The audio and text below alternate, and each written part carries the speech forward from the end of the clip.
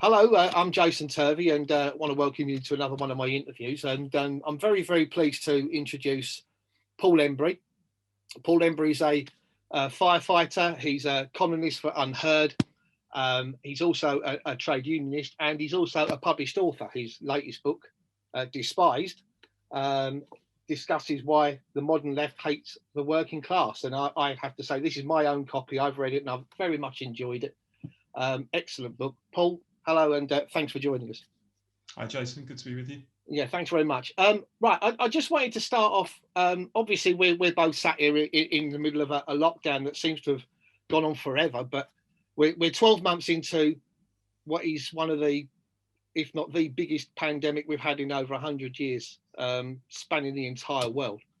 And I know via social media yourself, you've been, I wouldn't say, well, maybe critical is the right word to say about the government's approach, but I believe your stance on the way we've approached COVID has been more sheep dipping approach rather than the slightly more nuanced approach in that we should be protecting the more vulnerable people in our society and allowing less constraints on everyone else in society. But putting that to one side, how do you think the trade union movement has reacted to COVID? Well, I mean, I always obviously defend the right of trade unions to do their job and to make sure that their members are as safe as possible in the workplace. That's what they're paid to do, to represent their members and try to get the best possible and the safest possible conditions for them. So you would expect that if you were a trade union member and you were paying your monthly subs, you would expect the union to be fighting your corner and to be lobbying employers to make sure they don't do anything to put you at undue risk.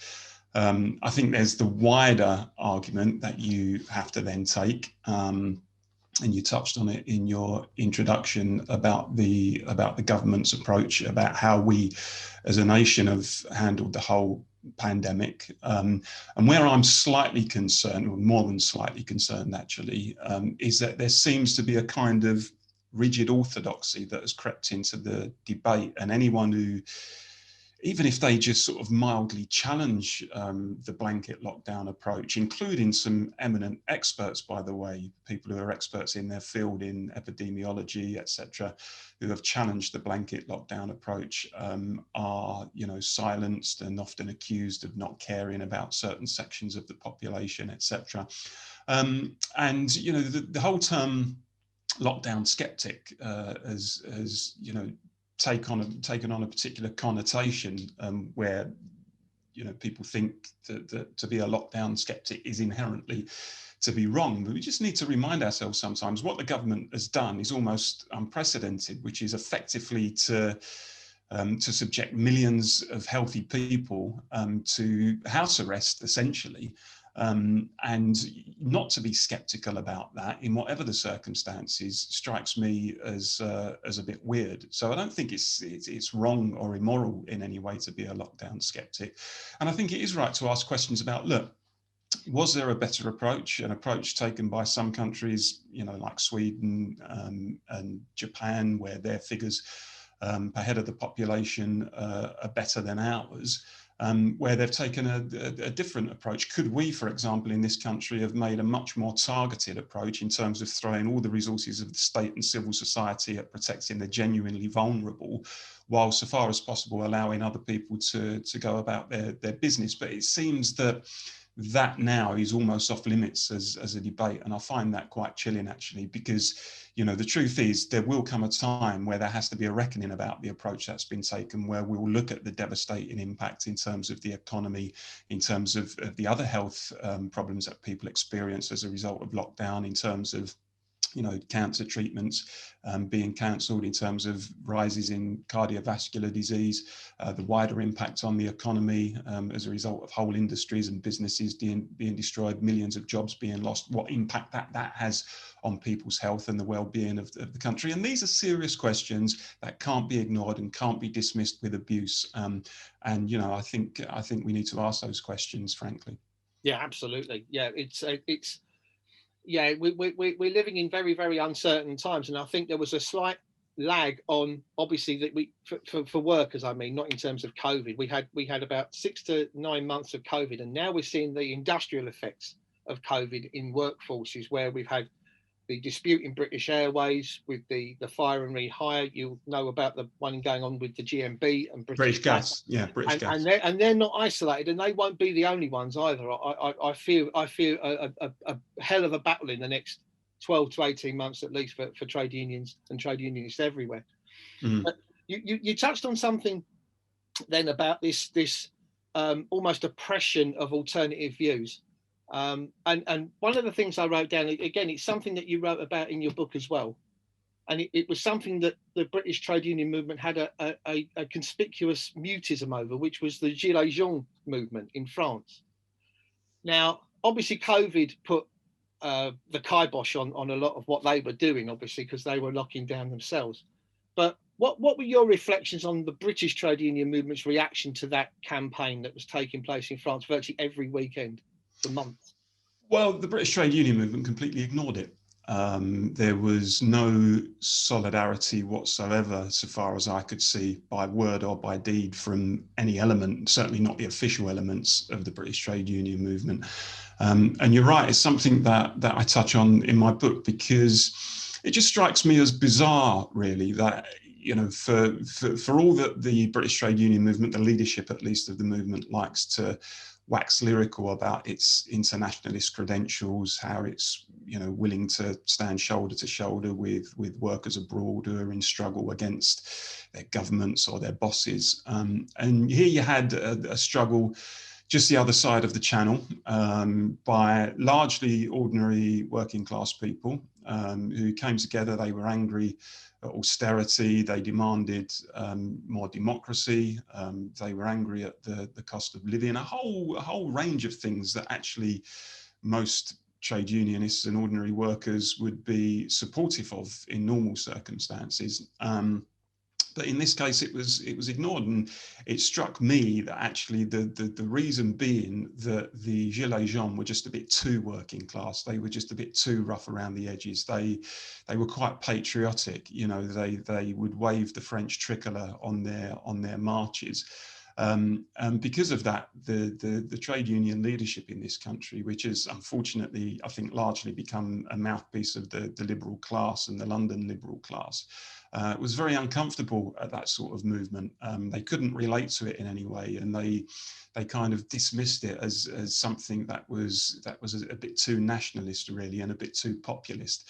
And I've no doubt, really, that if a similar sort of movement emerged in this country, you couldn't really expect the trade union leadership to support it. And it just struck me that that was a prime example of how the senior echelons of the trade union movement in Britain had just moved away from what were basically pretty ordinary working class values: fighting against injustice, fighting against austerity, fighting against economic inequality, demanding greater democracy and accountability of their politicians.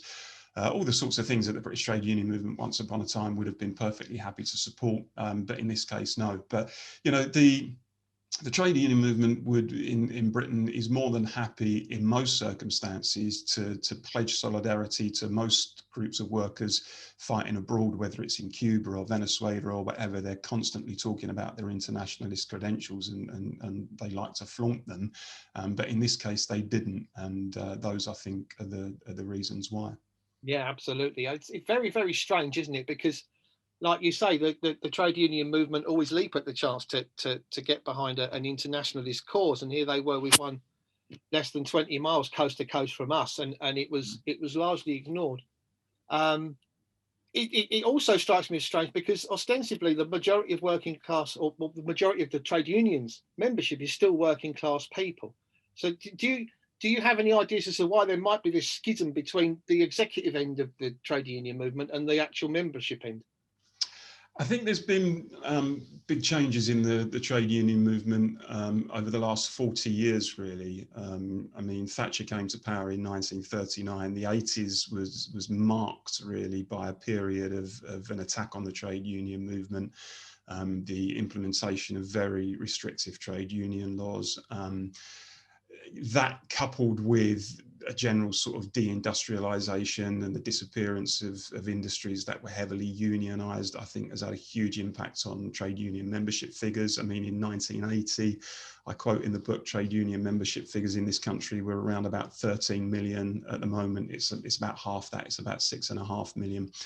I think because of that, because of what happened largely in the 80s, I think the trade union movement, the leadership of the movement lost a lot of confidence. I think it retreated largely to its public sector comfort zone. If you look at the figures now, the number of trade union members proportionately in the public sector compared to the number of workers in the public sector overall is pretty disproportionate. Now, I'm not suggesting for a minute we shouldn't, as trade unionists, want high levels of membership in the public sector. Of course we do.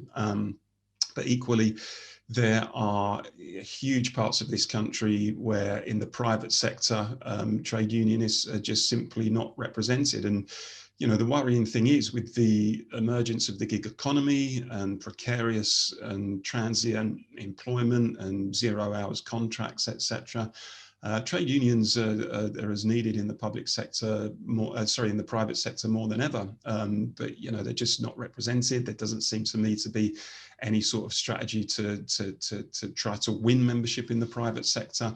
And I think that also combined with the fact that the leadership of the movement now, you know, it's important not to caricature it, but I do think that the leadership of the movement now is less and less of that trend that, you know, came from the shop floor, people who had worked in blue collar industries, people who worked in manual labor, knew what it was like to leave school at an early age and go straight out to work. More and more, it seems to me that the senior echelons of the movement, particularly around the TUC, are people who are graduates and they come through on that conveyor belt, you know, where they've worked for a think tank or a research assistant in Parliament, and they end up as a policy officer at the TUC.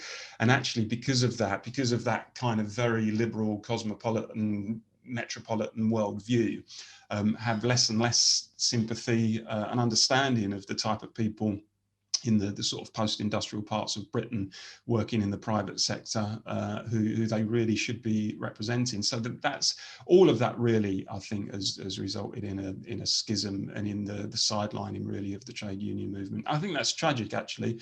You know, I'm a proud trade unionist. I think there's civilized societies have strong trade union representation, in my view, as a hallmark of themselves. And, you know, trade unions, I think, deliver so much for working people, and where they exist, inevitably, you know, workers in those industries and companies have better pay and conditions than similar industries and companies where they're not unionized. So, you know, not to see huge parts of this country and huge parts of industry represented by trade unions, I think is a really sad thing. Yeah, absolutely. And it's strange, isn't it? Because where we have a trade union movment that has unions for musicians and train drivers and firefighters, this transient gig economy sort of substrata of the workforce was, well, it found itself having to found its own unions. You've got the Independent Workers of Great Britain, United Voices of the World. They're two names I found, and it's strange how with a trade union movement that has organised 6.5 million members, there was still workers who had to start their own trade union to get a representation or a voice in their workplace.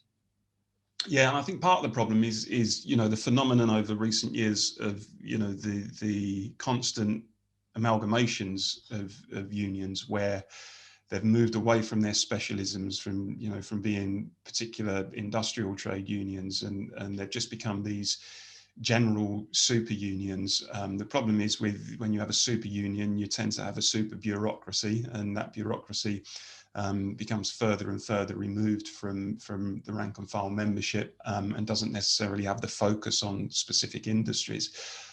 You know, my background as a firefighter, as you mentioned earlier, is within the Fire Brigades Union, and the Fire Brigades Union has got a very specific knowledge and understanding of the industry that it's involved in, and the workers in that industry that it represents.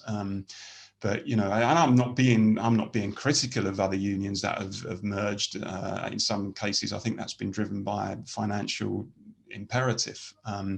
But the reality is, as you say, that often means that, where workers don't feel that their particular concerns and their particular industries have a proper focus, then they, start up their own unions, or they just go unrepresented. That is a real problem. Yeah, it is. It is. I mean, you're right. And in a way, there's a slight analogy you can make to something you said about supranational organisations like the European Union not necessarily working. And we've seen with COVID, when the chips are down, the European Union as an entity has failed its citizens with regard to things like vaccinations and so on. And you're quite right.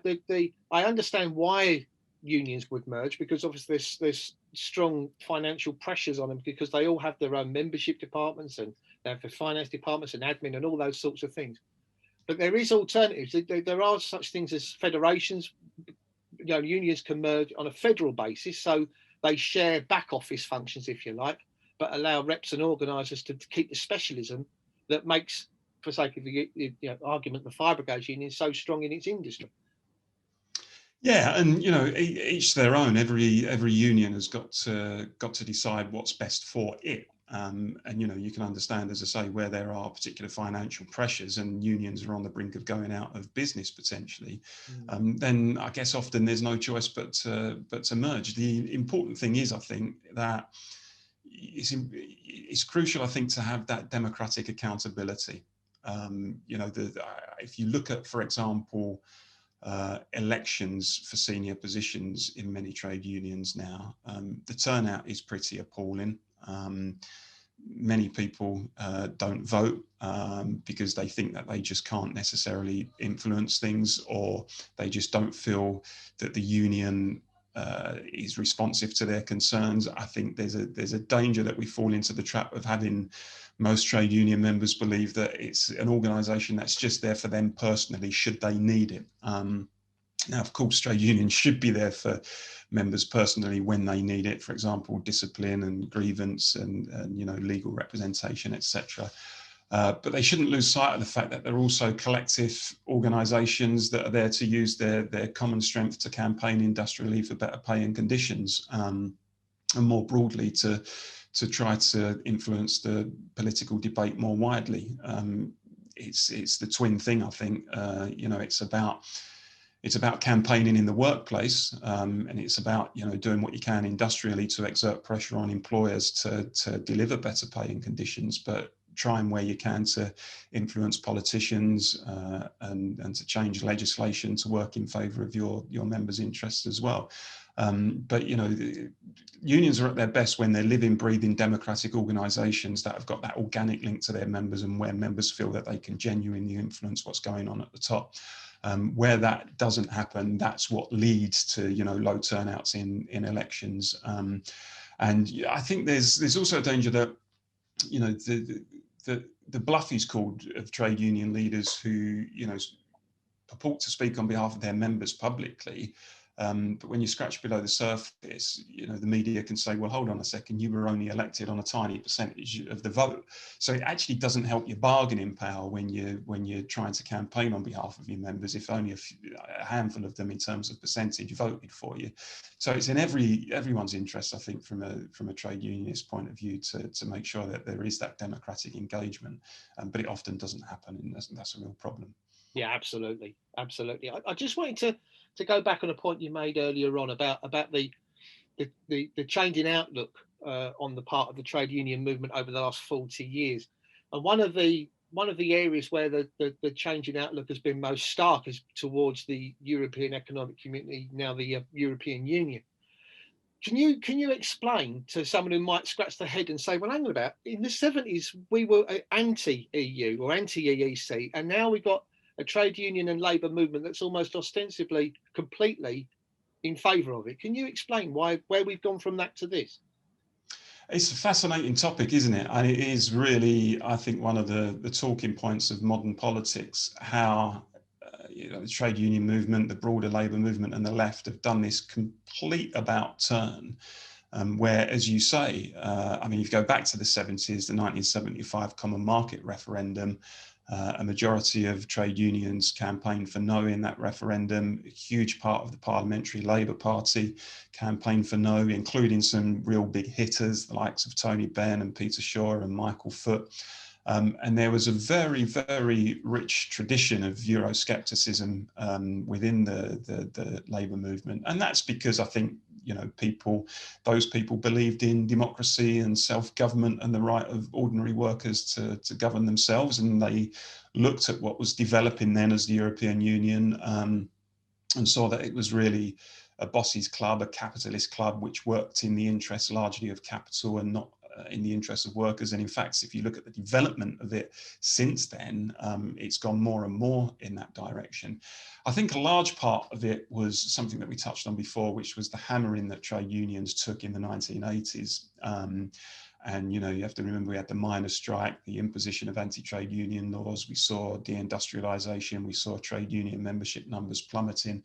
And towards the end of the 80s, and there was a famous speech given by the EU Commission President, Jacques Delors, to the TUC Congress in the late 1980s, where essentially he sold them the idea. He said, this is a workers' Europe, and, against the background of Thatcher imposing detrimental change on trade unions and attacks to workers' rights. Many of them saw it as a kind of case of any port in a storm, and thought, right, we'll throw our lot in with the European Union in the hope that they can defend what we haven't really been able to defend ourselves.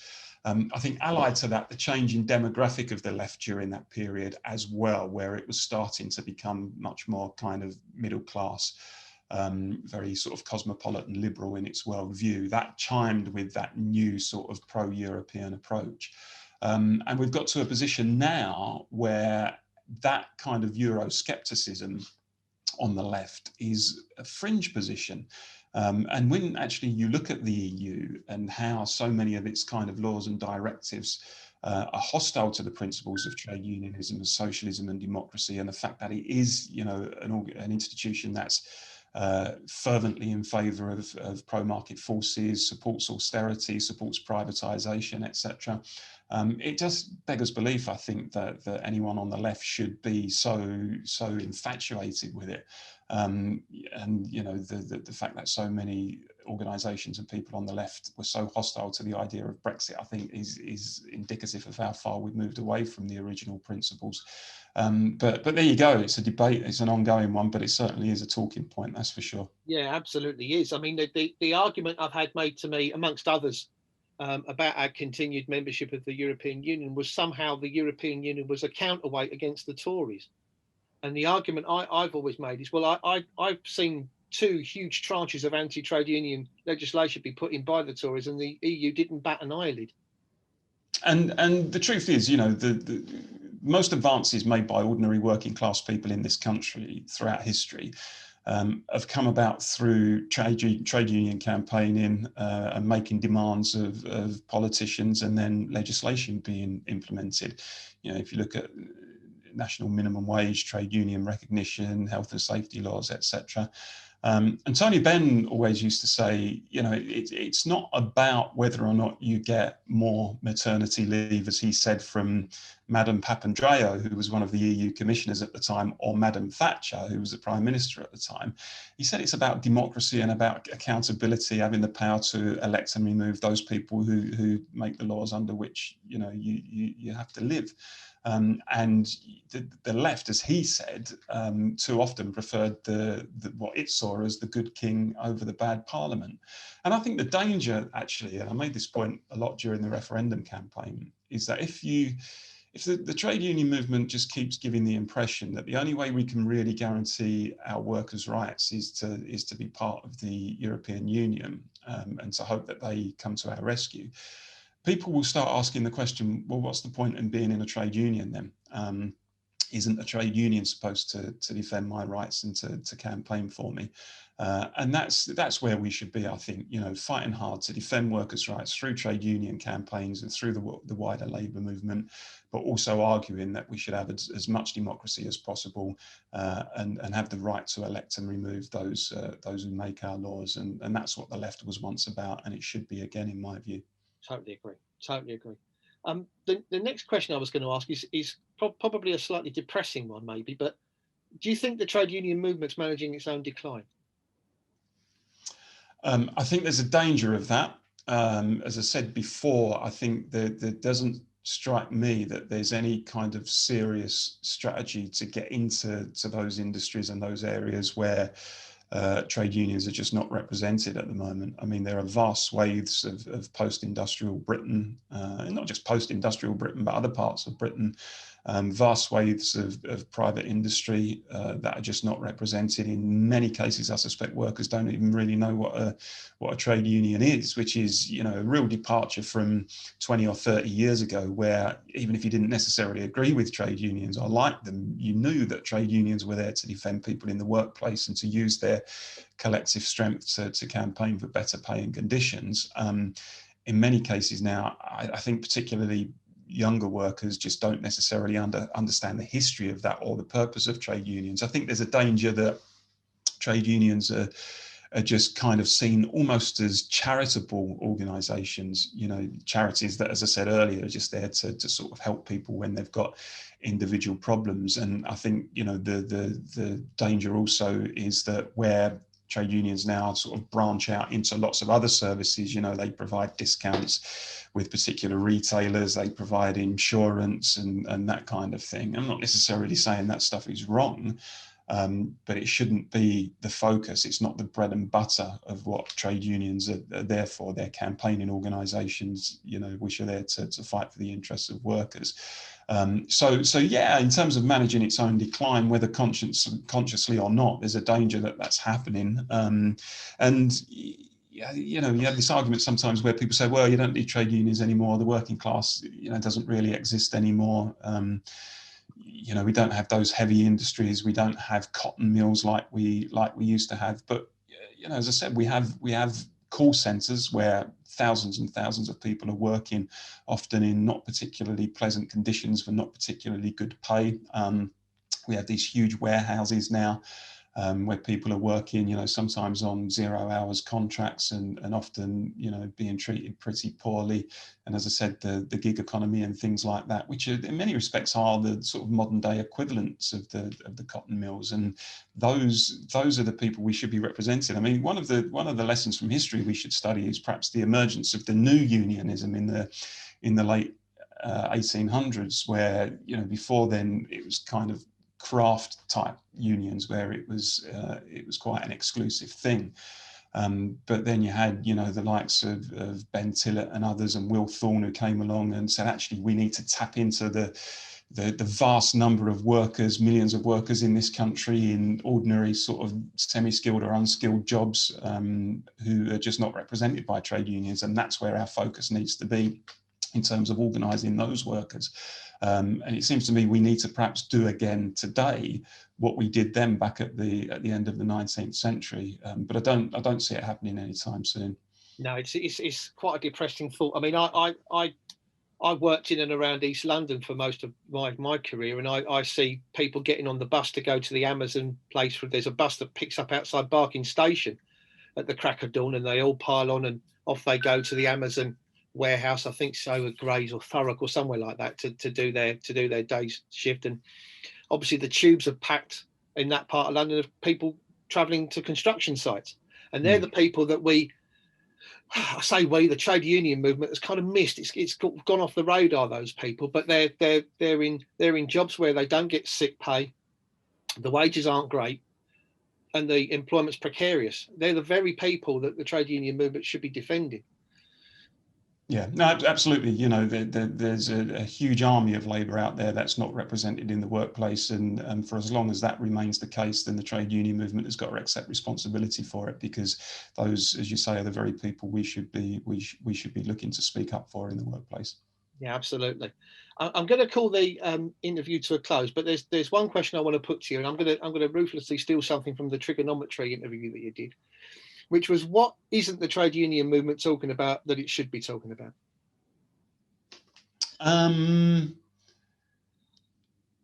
I think, well, this might be a slightly obscure answer, but it's the first one that's come into my head. I don't think the left generally or the trade union movement talks as much about the impact of the high pound on industry and jobs and manufacturing in this country. in fact, we barely discuss it at all. I mean, the reality is, you know, I think our currency has been overvalued for decades. And as a result of that, we're uncompetitive. Our goods are priced out of the international marketplace. It gives us a huge balance of payments deficit. We suck in imports. We've lost whole industries and thousands of blue-collar jobs, particularly in the manufacturing sector, jobs that have been shipped abroad. I think manufacturing should be a key part of any advanced economy. If you look at the likes of Germany and Japan, you know, I don't accept this argument that, you know, with the emergence of new economies, that, you know, an old manufacturing country like Britain can't still do what it used to do. I think Japan and Germany give the lie to that argument. But I think, you know, we should, one of the key campaigns of the trade union movement should be the demand for a more competitive currency, which I think would enable, and it's all about whether or not we place the interests of the financial capital above those of people in the real economy, you know, with the productive economy where goods are made and wealth is created. And I think, you know, those post-industrial communities relied on those jobs in those industries, particularly in the manufacturing sector. And I think their disappearance, which is in no small part, not exclusively, of course, but which is in no small part due to the fact that we don't have a competitive currency, which then has a knock-on impact in terms of productivity and lack of investment, etc. And why would you invest if you're not competitive? Then, you know, we should be talking about this stuff more frankly. And as I say, those communities relied on those jobs. And I think the absence of them, the disappearance of them, have led not just to economic problems and economic inequalities, but social problems and social inequalities as well. And it's something that we should be talking about more. Yeah, quite agree. I mean, I'll add the last word, if I may, by saying that I think what you're saying about strong currency, it speaks to the neoliberal orthodoxy, doesn't it? It's this notion that a strong currency is linked to a strong economy, but it also is linked to higher exports and a higher cost of living in the nation that you live. And it's the working class that pay the price for that every time, isn't it? And it's about whether you, as I say, whether you put the interests of existing asset holders and finance capital over the interests of ordinary working people in the real economy. That's what it boils down to for me. Yeah, absolutely. And I know which side I'm on. Paul Embery, thank you very much indeed. Thank you. Thanks, Jason.